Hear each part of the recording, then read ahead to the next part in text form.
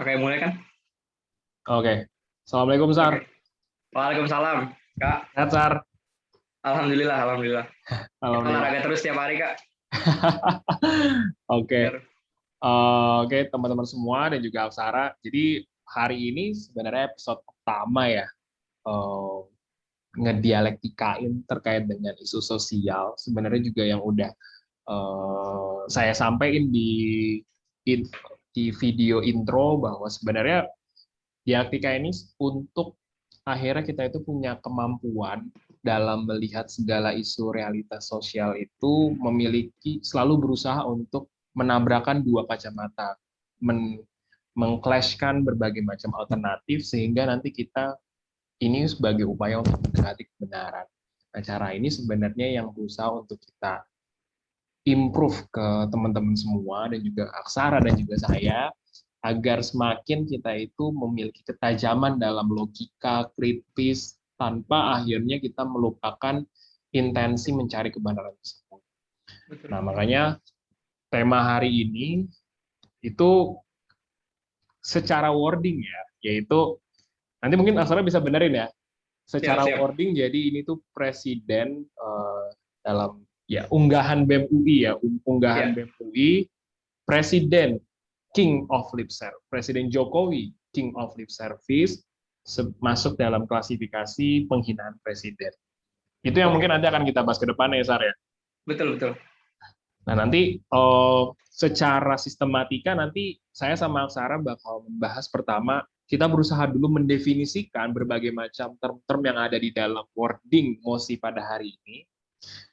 Lalu kemudian yang kedua kita akan coba mendiskusikan kenapa ya seberapa signifikan isu ini itu akhirnya masuk dalam bahasan. Lalu kemudian yang ketiga kita akan mencoba untuk mengelaborasikan, menjabarkan dua stance di dalam perdebatan terkait dengan isu ini.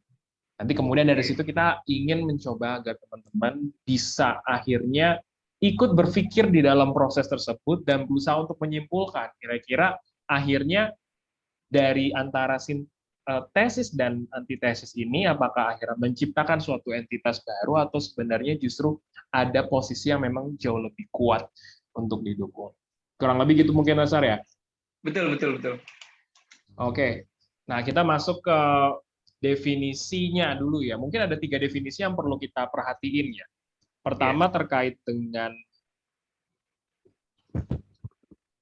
king of lip service-nya, king of lip service-nya, lalu kedua terkait dengan presiden ya, yang ketiga terkait dengan menghinanya. Nah, mungkin kalau dari Aksara, gimana ngedefinisiin terkait dengan king of lip service ini? Ya, pertama kayak the king of lip service ini kan sebenarnya bahasa kias ya. Ini dia menggunakan majas-majas yang setiap pembaca harus menginterpretasikan sendiri maknanya apa gitu kan. Tapi kalau saya mencoba mencari kemungkinan arti dari the king of lip service itu menurut saya ada dua sih. Jadi yang pertama itu raja yang antara perkataan dengan perbuatan itu tidak sesuai. Itu yang pertama. Jadi perkataan dengan perbuatan tidak sesuai. Lalu kemungkinan kedua bisa juga raja yang banyak berkata tapi nol berbuat gitu. Jadi ya apa namanya, action speak louder than word itu nggak ada di the king of lip service gitu. Nah tapi kalau kita spesifik membahas mengenai postingan BEM UI ini, setelah saya lihat di apa namanya slide-slide selanjutnya pada poin-poin pembahasannya, ini kayaknya lebih mengarah kepada definisi yang pertama sih. Jadi apa yang dikatakan tidak sesuai dengan apa yang diperbuat. Jadi bukan nol perbuatannya, tapi benar-benar tidak, jadi benar-benar bertentangan gitu. Apa yang diucapkan dengan apa yang menjadi tindakannya si Presiden Jokowi ini dalam hal ini. Berarti kalau misal secara vulgar, kita boleh dong, maksudnya memasukkan dalam klasifikasi itu, maksudnya BMUI itu ya tukang bohong ya, tukang tipu Ya, antara raja yang suka bohong gitu berarti. Kalau raja kalau yang suka bohong. vulgarnya, Iya. Atau mungkin vulgar sebagai gitu. tambahan tadi mungkin ya Sar, ini kan bisa juga dalam pengertian king-nya itu adalah dia, si Jokowi sebagai king secara status, atau kita membicarakan terkait dengan quantity ya.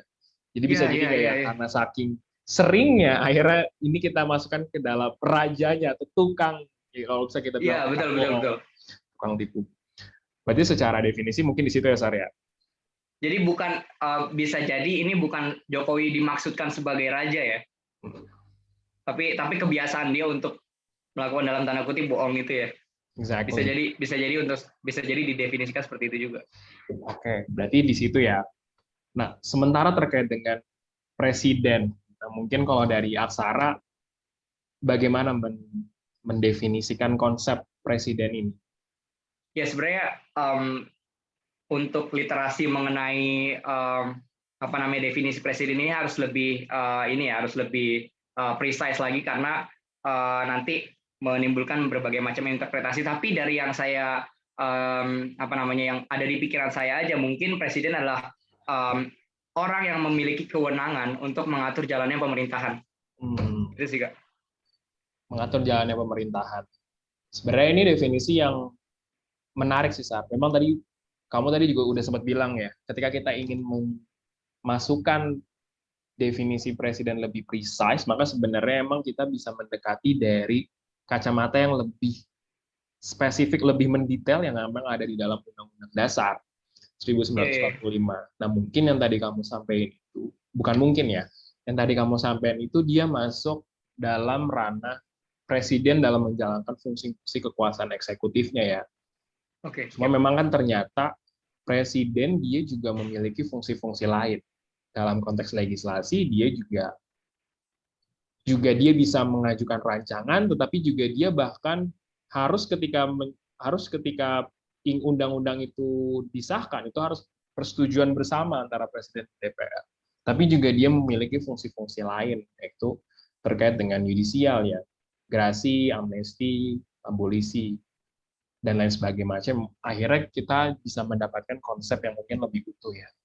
Nah, sebenarnya kita juga pernah diskusi nih, Sar. Kamu kan juga sempat bilang terkait dengan presiden di luar sebagai dia itu kepala pemerintahan, tapi juga sebagai kepala negara. Kepala negara. Nah, itu kamu maksudnya kayak gimana tuh? Yang saya tangkap adalah dengan sistem presidensial yang mana presiden sebagai kepala pemerintahan dan kepala negara adalah kalau pemerintahan kan tadi kita bahas sebelumnya ya, yang mana apa namanya mengenai regulasi segala macam. Nah, kalau kepala negara ini lebih kepada simbol negara sih yang saya tangkap. Jadi apa namanya bapak negara gitu, seremonial.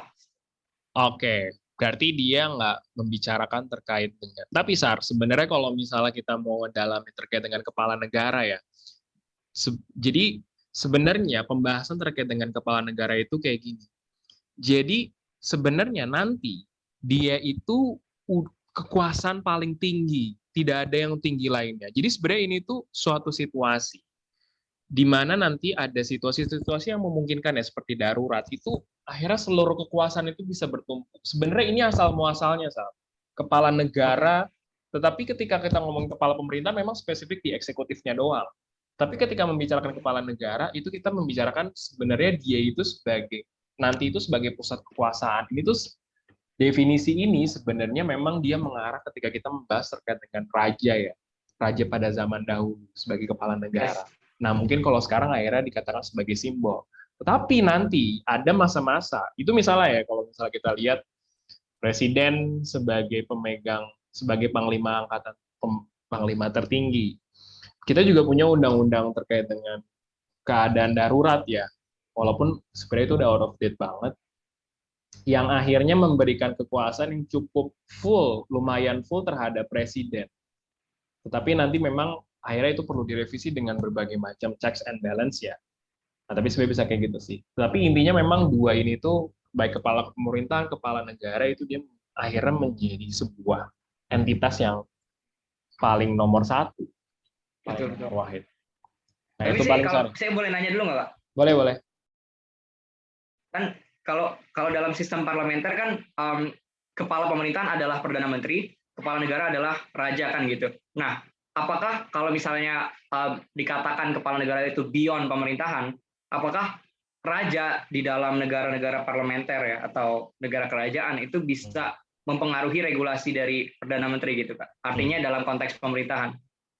Nah, oke. Sebenarnya poin pertama, sebenarnya ketika kita ngomongin parlementer, dia nggak mesti selalu di atasnya itu ada raja ya. Nggak. Sebenarnya parlementer itu kan dia bentuk pertanggungjawaban kan. Maksudnya ini itu siapa yang akhirnya punya kekuasaan mana yang sebenarnya ingin ditonjolkan. Makanya misalnya ketika kita bicara parlementer, maka kan kepala pemerintahannya itu nanti dia diseleksi oleh si parlemennya kan. Misalnya kalau misalnya kita lihat kayak di Ya, Inggris, kayak gitu-gitu ya.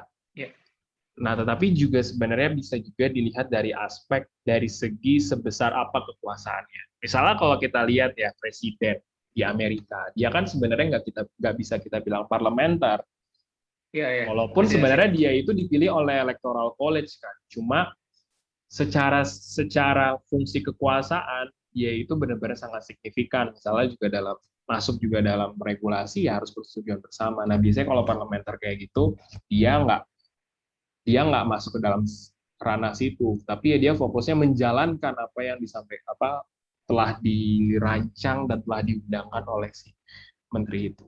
Nah, sebenarnya terkait dengan raja tadi itu, Sarno, memang ada beberapa yang memang masih dijadikan sebagai simbol, ya, tetapi itu memang lebih banyak masuk ke dalam aspek sejarahnya. Ya. Jadi tidak ingin menghilangkan aspek kesejarahannya aja. Misalnya kalau kita lihat kayak Ratu Elizabeth di Inggris, sebenarnya sih nggak terlalu ini banget. Sekarang itu sebenarnya ya kita bisa bilang tadi simbol itu. Cuma Ya, sebenarnya dalam teori kenegaraan, sebenarnya ketika kita ngomongin kepala negara itu nggak cuma ngomongin masalah simbolisme, tapi juga dia memiliki fungsi tadi itu dalam situasi-situasi yang tertentu, dia itu jadi pemegang kepucuk kekuasaan tertinggi. ya. Nah, itu sih saat. Itu Itu kepala sih ya. negara ya. Ini Oke, kayak oke. pemahaman baru juga ya, tambahan ya. Iya, Saya juga baru ingat, benar-benar. sebenarnya itu ada gitunya. Nah, oke. Iya. Kita masuk ke menghina ya, Sarah. Sebenarnya kalau kamu mencoba untuk mendefinisikan menghina itu, atau misalnya kalau kata Pak Jokowi tidak sopan, nah itu kamu Iya, iya, iya. artikannya gimana? Jadi menyerang kehormatan, harkat atau martabat sih. Jadi Hmm. bisa dikatakan atau kita langsung spesifik aja komparasi dengan kritik ya. Jadi kalau menurut saya kritik itu adalah kata-kata yang disampaikan dengan intensi untuk membuat perubahan positif. Tapi kalau menghina adalah individunya diserang dengan tujuan untuk mendiskreditkan atau menjatuhkan kehormatannya, gitu loh. Jadi Oke. lebih kepada unsur emosionalnya kalau menurut saya ya. Hmm. Tapi kalau misalnya kayak gitu, bisa dong sebenarnya di dalam kalimat-kalimat kata-kata, atau misalnya kita anggap sebagai ini, kita misalnya mengatakan BEM UI Iya, iya. bilang kalau Jokowi adalah tukang bohong, tukang tukang itu ya, memanipulasi informasi misalnya kayak gitu. Oke, oke, oke. Di situ kan tapi terkandung sebenarnya secara substansi juga terkandung sebuah kritik evaluasi. Nah, apakah ini juga menjadi sebuah masuk dalam klasifikasi yang peyoratif atau enggak? Saya rasa mas gini ya, memang kalau kita melihat kepada makna literal bisa jadi kalimat-kalimat yang kita anggap tidak beretika gitu ya, kayak misalnya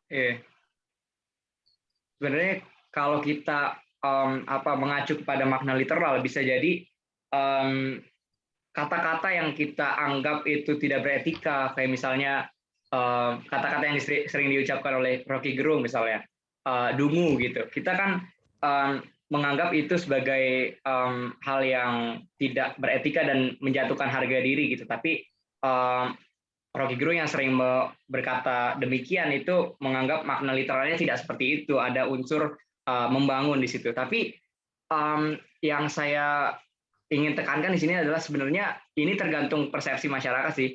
Kalau misalnya kata-kata bohong itu kan apalagi tukang bohong ya atau rajanya bohong itu benar-benar menggambarkan sifat buruk atau tabiat buruk yang dimiliki oleh pribadi kan gitu.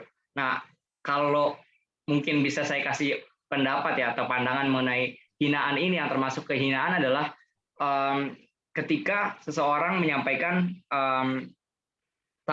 sifat-sifat yang memang disepakati oleh masyarakat itu buruk bagi pribadi. Kayak bohong itu kan sifat buruk yang dimiliki oleh pribadi. Berarti itu masuk ke dalam klasifikasi menghina gitu.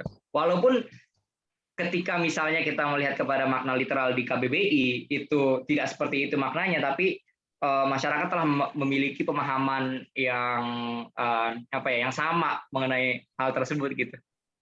Oke, kalau saya bisa ngasih sudut pandang tambahan, sebenarnya juga hasil dari ekstraksi pendapat kamu tadi, sebenarnya hinaan ini satu, dia ada unsur sebenarnya yang kita lihat adalah dia ini dikeluarkan kata-kata ini, lalu kemudian dia menimbulkan sebuah sakit hati, nggak sih?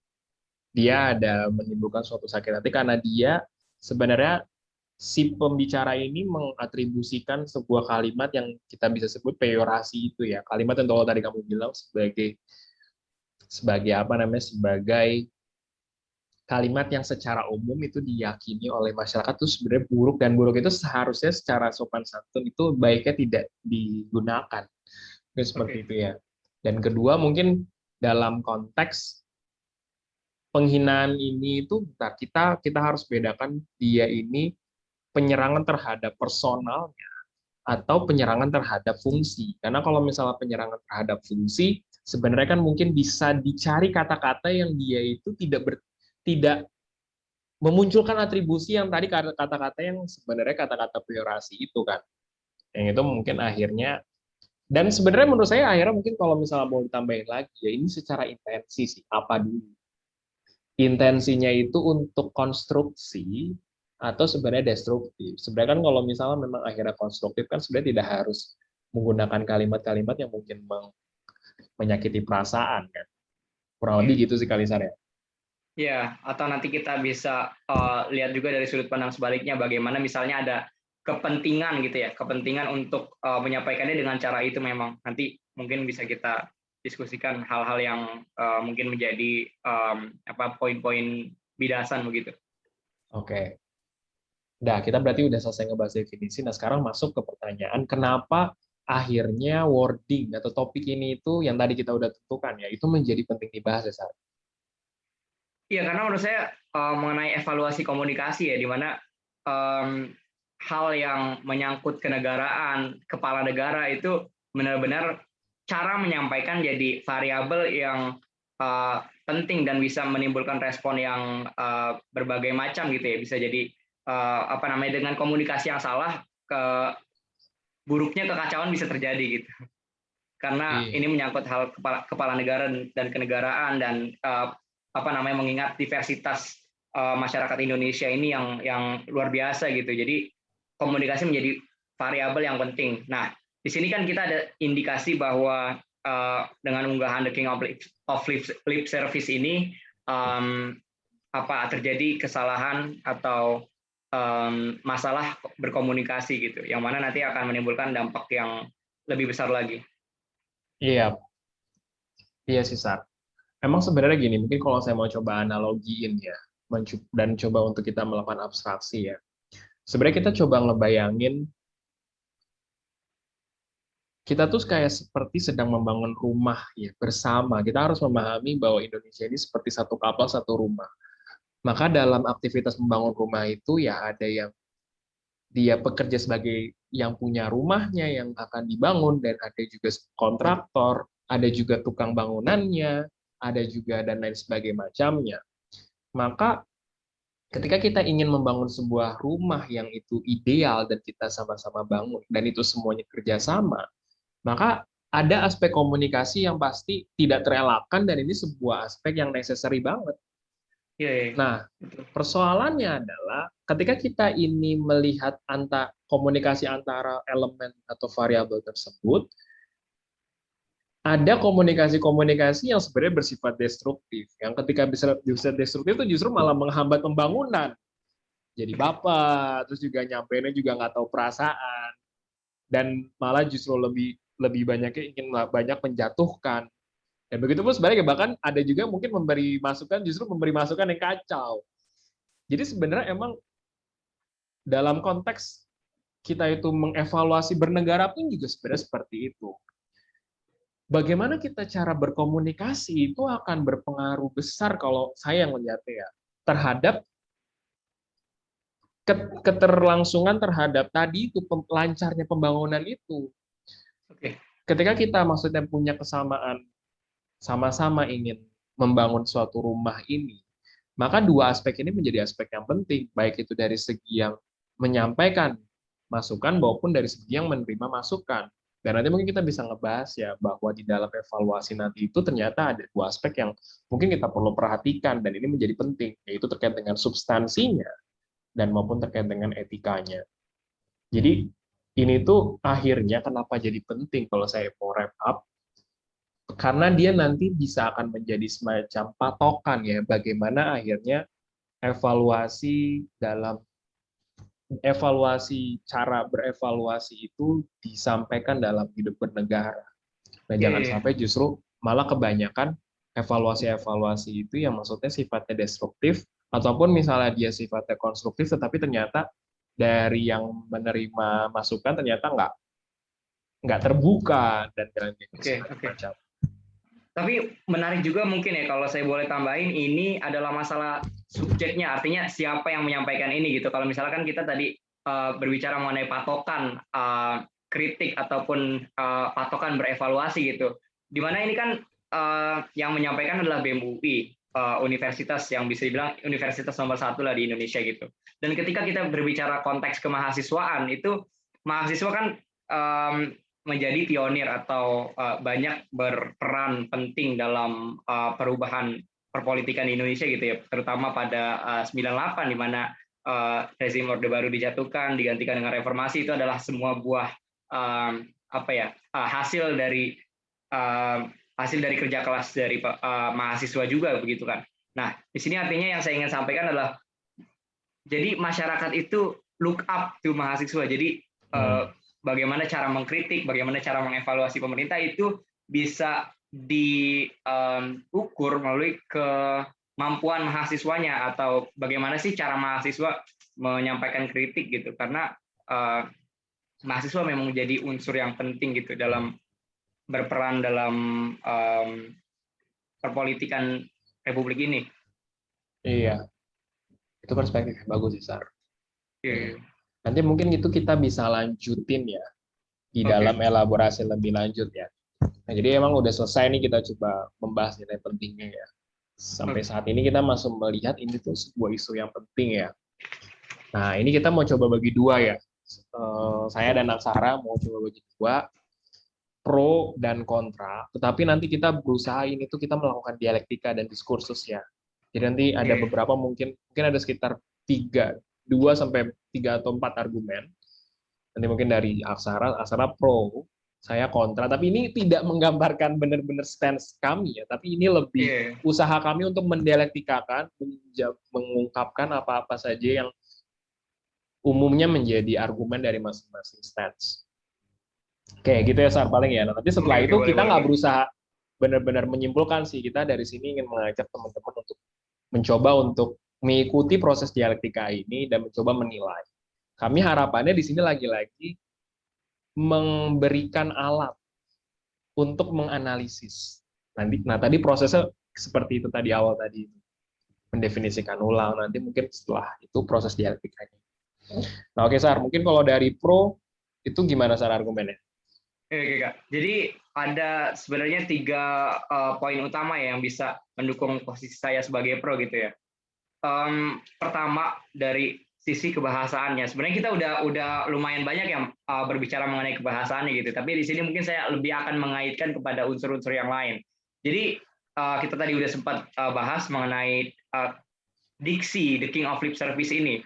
Pertanyaan adalah apakah diksi The King of Lip Service ini adalah hal penting untuk disampaikan gitu. Jika memang tujuannya untuk mengkritik yang mana konstruktif nantinya untuk pembangunan gitu, didasarkan untuk pembangunan. Jadi the king of lip service sebagaimana yang tadi kita sudah sepakati bahwa artinya adalah perkataan tidak sesuai dengan perbuatan atau berlawanan begitu. Dan ada kata the king, jadi di sini raja yang suka bohong. Jadi menurut saya tidak ada unsur konstruksinya di sini. Karena ketika kita berbicara mengenai, mungkin saya lebih masuk ke fungsinya sekarang ya di sini ya. BEM atau organisasi kemahasiswaan memang memiliki legitimasi untuk mengkritik ya, yang tujuannya untuk menganalisa kebijakan presiden dan lain sebagainya. Karena di sini juga saya sudah riset, ada keputusan Menteri Pendidikan dan Kebudayaan nomor 155 tahun 98 tentang pedoman umum organisasi kemahasiswaan di perguruan tinggi. Misalnya pada pasal 2, organisasi kemahasiswaan di perguruan tinggi diselenggarakan berdasar prinsip dari, oleh, dan untuk mahasiswa dengan memberikan peranan keleluasaan lebih besar kepada mahasiswa. Jadi di sini memang ada legitimasi untuk berbicara atau speak up mengenai prinsip-prinsip yang memang tidak sesuai dengan yang dianut oleh mahasiswa. Waktu itu misalnya saya melihat perdebatan di televisi mengenai spesifik mengenai Jokowi ini ya, yang The King of Lip Service ini. Ada yang mengatakan ini tidak sesuai dengan moto yang dimiliki UI, yaitu Veritas, Probitas, dan Justisia gitu, yang mana artinya adalah kebenaran, kejujuran, dan keadilan. Nah, saya melihatnya di sini adalah jika ia memang ingin menyuarakan mengenai ketidaksesuaian prinsip yang dilakukan oleh Jokowi dengan apa yang mereka miliki, seharusnya lebih difokuskan kepada pembahasan akademis mengenai regulasi atau kebijakan-kebijakan yang diambil Jokowi, instead of mereka membuat cover yang bahasanya saja kita tidak lazim untuk kita dengar ya, The King of Lip Service, dan ketika kita artikan, ketika kita interpretasikan, ini lebih mengarah kepada diskreditkan presiden. Dan bahayanya adalah di sini dari segi apresiasi masyarakat terhadap presiden, di mana presiden ini seperti yang tadi kita sudah bicarakan juga di poin pembahasan awal, sebagai kepala pemerintahan dan kepala negara itu harus tapi saya coba mau masuk dulu ya. Oke, boleh. Yang bahasa tadi itu ya. Oke. Kalau tadi kan kamu menyampaikan kan sebenarnya di situ tuh nggak perlu banget ya menyelipkan kalimat-kalimat tukang tipu, tukang bohong, tukang memanipulasi informasi dan lain sebagainya macam ya. Nah tapi sebenarnya kan ketika kita berusaha untuk memasukkan sesuatu ke dalam penghinaan sendiri kan sebenarnya juga dia menjadi sebuah standar yang sangat subjektif ya. Maksud saya kayak gini. Soalnya itu adalah merupakan sebuah wrap up doang, itu kayak cuma hanya semacam kemasan, tetapi sebenarnya dalamnya tuh ada rentetan substansi, ada rentetan evaluatif.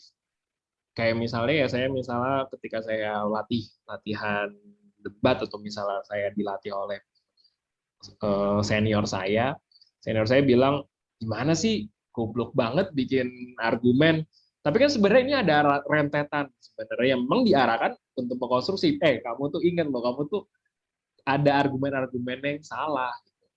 Nah, itu kan sebenarnya yang berusaha untuk dilakukan oleh BEM kan. Nah, apakah akhirnya ini masih nggak dikatakan tepat, ini tuh tidak bersifat konstruktif ya?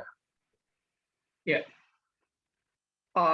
mungkin sih poin saya adalah apa kepentingan, apakah diksi The King of Lip Service itu signifikan harus atau enggak gitu ya? Iya. Harus apa ya? Necessity-nya di mana? Kalau tadi misalnya ada senior yang mengatakan ya yang tadi Anda contohkan itu mungkin masih bisa dicari logikanya di mana itu penting gitu. Mungkin untuk memotivasi dan lain sebagainya. Kalau itu buat motivasi bisa nggak? Bisa juga dong. Jadi berkata presiden bohong, presiden tukang tipu, presiden kita tukang tipu sebagai motivasi presiden gitu untuk berbuat lebih baik. Saya tidak saya tidak merasa ada keperluan di situ, dan mungkin nih kalaupun ada maksud untuk memotivasi presiden atau mendorong lebih keras lagi supaya apa yang dikatakan presiden itu benar-benar diimplementasikan. Tapi saya kira BEM UI juga harus melihat ada fakta-fakta lain di mana bukan fakta-fakta lain, ada kemungkinan lain dengan dipilihnya diksi yang seperti itu.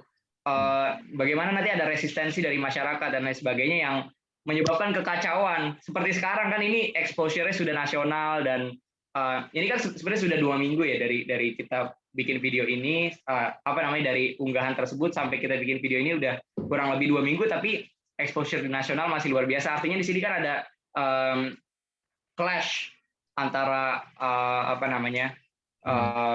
antara dua kubu pemikiran gitu. Artinya di sini ada walaupun ada maksud BEM UI untuk mendorong presiden untuk melakukan sesuai dengan yang dikatakan, tapi saya rasa lebih kurang bijak aja gitu untuk memikirkan possibility lainnya. Oke. Oke, Sar. Lanjut, Sar, tadi yang terkait dengan apa? Oh, Yang apresiasi apresiasi. ya. Yang apresiasi. Jadi sebagai kepala negara dan kepala pemerintahan itu kan artinya kalau tadi ada analogi konstruksi rumah ya, presiden ini adalah mandor atau mungkin bukan mandor ya, yang menjadi pemimpin pembangunan rumah kita gitu. Nah, kita adalah yang memiliki rumah tersebut gitu. Nah, kalau misalnya orang-orang yang nanti tinggal di rumah tersebut nggak percaya atau nggak mengapresiasi pekerjaan dari konstruksi rumah tersebut, tukang-tukangnya nggak diapresiasi, sedangkan mereka tidak berbuat apa-apa gitu, belum berbuat banyak terhadap rumah tersebut, nanti artinya ini ada kecenderungan negatif, ketidakpercayaan, kalau apalagi dalam konteks negara ya. Jadi saya melihat kepesimisan di sini, bahaya kan? Ada. Oke. Tadi kan, tapi sebenarnya kan gini, kan nggak salah juga. Sebenarnya sih, kalau saya ngeliatnya gini, sebenarnya kan nggak salah juga kalau misalnya gini. Memang rakyat itu memang secara fungsi juga ya, maksudnya ya, atau bukan secara fungsi, tetapi mereka juga nggak salah ketika mereka menyampaikan apa yang mereka unek-unekkan kan. Misalnya ketika kita milik rumah ya, ketika mandor, ya kan kita nggak berbuat apa-apa, tapi kan kita ngerasa kok ada yang salah sih kayak gitu kan. Oke. Nah, artinya kalau unek-unek itu masih berkaitan dengan teknis atau hal pembangunan rumah, itu harusnya lebih diarahkan kepada substansi kan, bukan misalnya kita bilang mandor, mandor kamu bodoh gitu kan, artinya itu tidak relevan dengan konstruksi rumah kan. Apakah itu bisa dibilang tujuannya adalah terhadap pembangunan kan, enggak. Jadi saya lebih tertarik untuk membahas mana yang hinaan, yang menyangkut personal, mana yang menyangkut fungsi gitu. Jadi the king of lip service ini lebih kepada menyerang atau menghina personal presiden, di mana ini nantinya bahayanya ya, worst case skenario-nya akan menurunkan tingkat apresiasi masyarakat terhadap presiden gitu, lewat padahal hanya lewat unggahan tersebut yang seharusnya bisa lebih difokuskan kepada substansinya. Yes, mungkin kalau saya mau nambahin gini sih, kalau maksud dengan apresiasi itu mungkin gini ya, bahwa kan sebenarnya kita tahu sebenarnya secara bersama ya, ini kita mendudukan dulu bahwa sebenarnya kita harus memiliki kepercayaan juga bahwa ini tuh kita rumah bersama dan kita setidak-tidaknya kita melihat bahwa ada intensi bersama untuk membangun. Maka dari awal yang seharusnya kita sikapi, sikap yang kita bangun itu bukan sikap yang sifatnya destruktif gitu. Ya kita harus mencoba memposisikan berbagai macam sifat konstruktif di mana ya itu memang berorientasi pemilihan-pemilihan diksi itu ya dalam ranah yang memang, soalnya biasanya kan memang kalimat-kalimat yang dia sifatnya peorasi, destruktif itu kan memang diawali dengan tadi ya. Dari awal itu udah langsung a priori tidak suka dengan presiden. Itu sih sebenarnya yang jadi soalnya. Oke, Sar. Nah, iya. Tapi kalau saya boleh mau menanyakan personal thought gitu ya, bukan berdasarkan stance kita nih. Apakah ketidak a priorian itu Anda lihat ada di BEM UI dengan postingan-postingan semacam itu? Nah sebenarnya sih saya nggak bisa melihat itu ya, nggak benar-benar bisa menilai itu dulu ya, karena itu nanti emang masuknya udah masuk ke aspek politis ya. Tapi kalau misalnya kita analisis dari pilihan itu terus lalu kemudian dibuat poster, nah sebenarnya awal yang tadi sebenarnya kamu udah bilang, sebenarnya seberapa urgensinya itu akhirnya bisa mengubah akhirnya Presiden Jokowi menjadi lebih baik, misalnya kayak gitu. Itu kan ya kita udah selesai dievaluasi, terus kita nggak puas, kita ngata-ngatain. Nah, ngata-ngatain ini kan yang sebenarnya ya akhirnya menjadi kita pertanyakan sebenarnya secara kegunaan, nah itu untuk apa? Apakah hanya untuk kepuasan diri? Nah itu kan memang jadi soal, atau sebenarnya ya mungkin ada intensi lain. Ya, itu yang menarik sih ya sebenarnya di bahas mengenai apakah ada intensi lain dan kalau ada apa intensi tersebut kan gitu. Iya. Tapi menarik juga untuk membahas stance yang berbalikan. Jadi dari kontranya gimana, Kak? Nah, sebenarnya kalau misalnya dari kontra ya, sebenarnya mengikuti alurnya pro ya tadi, sebenarnya dari kebahasaan. Memang kalau dari segi kebahasaan, memang penggunaan lip of service ya, atau misalnya kita bahasa Indonesia kan aja, tukang tipu, tukang bohong. Sebenarnya ini masuk ke dalam ranah kritik yang sebenarnya ini nggak bisa dimaknai sebagai kalimat peyorasi atau karena ini memang diarahkan ke dalam fungsi yang dijalankan. Karena ini kan bukan ngatain, oh Jokowi jelek atau Jokowi krempeng, nggak ngomong gitu. Tapi kan memang biasanya diarahkan ke beberapa kebijakan-kebijakan yang memang tidak sinkron gitu kan. Makanya akhirnya ini tidak masuk ke dalam ranah itu. Dan sebenarnya walaupun itu diucapkan, tetapi sebelum-sebelumnya itu seperti yang tadi saya bilang, ada kayak semacam alur konstruksinya juga, yaitu terkait dengan kebijakan yang nanti mungkin ini di luar ini pembahasannya ya, terkait dengan UU KPK dan lain sebagainya macamnya, ataupun misalnya kebijakan-kebijakan lain yang mungkin ngomongnya A terus tiba-tiba ngomongnya B. Nah, itu bisa kayak gitu sih, Sar. Jadi pertama mungkin dari segi pembahasan itu ya. Nah, sebenarnya kalau dari segi kedua nih bisa juga dari lihat kayak gini. Ketika kita melihat sebuah masyarakat demokrasi ya, sebenarnya ini agak sulit ketika gini, presiden itu ya lebih baik fokus di substansinya.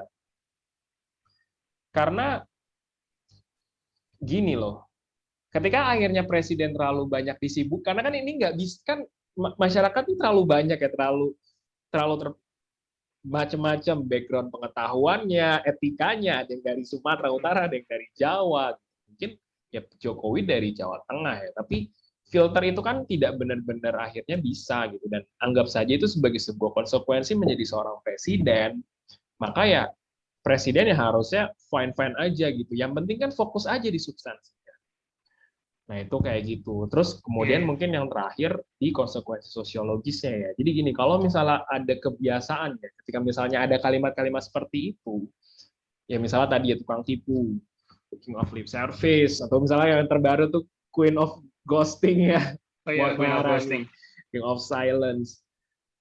Nah, nanti ini kalau misalnya dikit-dikit akhirnya dilarikan bisa ke pidana atau dipersoalkan gitu, dipanggil, Iya. ini jadi bisa jadi kayak semacam pattern nanti. Waduh, ada kekhawatiran akhirnya untuk mengungkapkan pendapat. Gitu. Kadang kan orang nggak semuanya punya punya kebagusan dalam menghaluskan kalimat.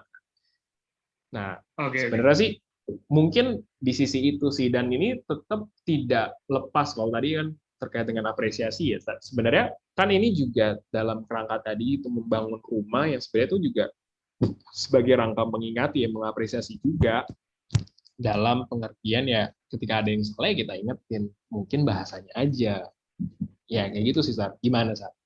Iya, kalau menurut saya pertanyaannya adalah gini, apakah hal di luar substansi yang tadi ya kesopanan, etika, ya sopan santun dan segala macam itu tidak signifikan ketika kita berbicara mengenai konteks kenegaraan atau lebih spesifik lagi mengenai kepala negara gitu, atau yang baru saja ramai ini kan Queen of Ghosting, Puan Maharani ketua DPR, artinya tokoh-tokoh di sini dikritik dengan cara-cara yang tidak sopan, kita bisa bilang tidak sopan. Pertanyaan saya adalah apakah tidak signifikan dampaknya kepada publik dengan apa namanya? Walaupun ya mungkin substansi kita belum membicarakan substansi dan mungkin mereka bisa membuktikan bahwa substansi itu betul adanya, tapi kita tidak bisa menolak fakta bahwa cara menyampaikan seperti itu tidak sopan gitu. Nah, apakah Anda tidak melihat ada signifikansi terhadap etika penyampaian?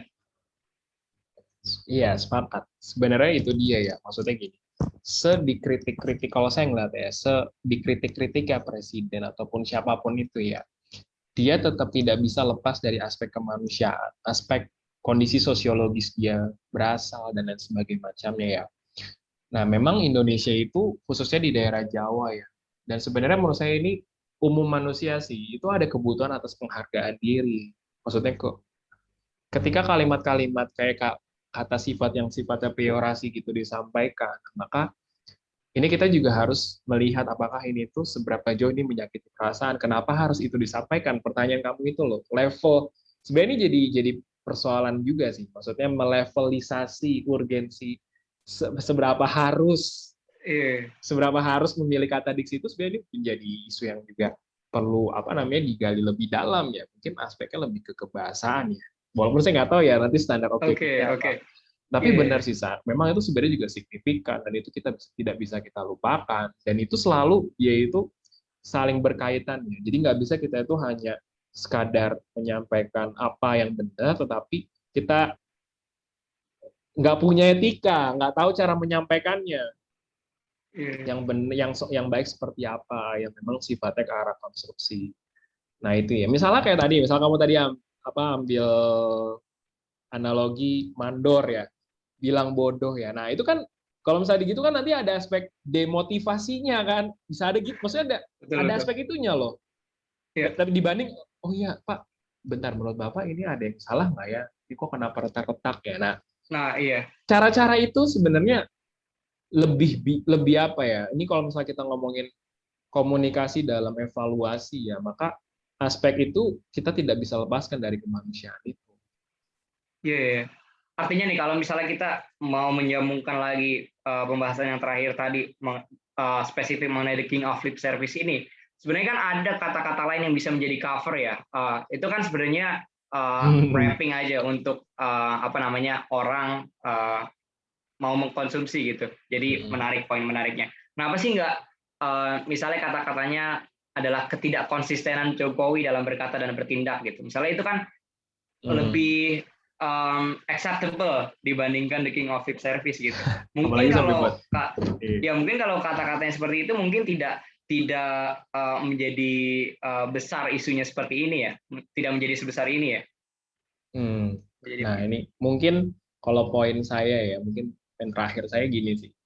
Memang sebenarnya kan tadi kita juga udah sepakat ya bahwa ketika kita membicarakan terkait dengan kebenaran itu ada dua yang harus dilihat, segi substansinya maupun dari segi etis. Ini sebenarnya dua pihak ya, baik itu yang menyampaikan kebenaran maupun yang menerima kebenaran.